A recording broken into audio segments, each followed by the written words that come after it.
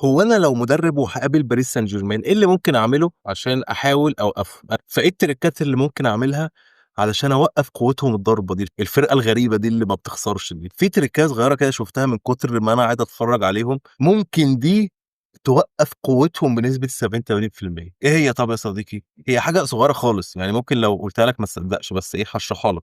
إنك تخلّي الباكات بتاعتك ما تضمش لجوّه. التركاية الصغيرة دي على فكرة هتفرق جامد. تعالَ أقول لك إزاي طب يا صديقي. دلوقتي باريس لمّا بتطلع بالكورة من عند دوناروما، يا إما بتدّيها للباك الشمال، يا إما بتدّيها للباك اليمين، ده دايمًا. أول ما بتتلعب لحكيمي الكورة، نيفيز يروح جاي على اليمين، يروح واخد معاه مين رقم 6 اللي ماسكه.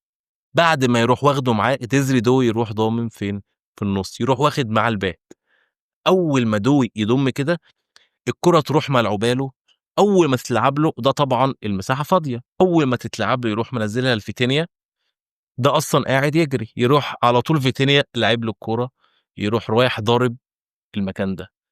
فأنا شايف إن التريكاية اللي ممكن تتعمل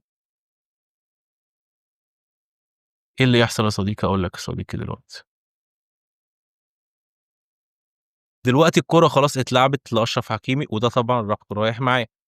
الحل بقى اللي أنا شايفه دلوقتي، يا إما أول ده ما ينزل اللي يضغط عليه واحد من المساكين مش الباك، فهتتلعب له، فطبعًا ده لو جرى هيلاقي قدامه واحد مش هيعرف يلعبها له، فبالتالي نُص الملعب هو اللي هيبقى عليه المشاكل. فأنت الصح تزوّد نُص ملعبك، لو أنت عرفت تمسك نُص ملعبك من باريس، أنا شايف إن هيبقى مكسبهم صعب شوية.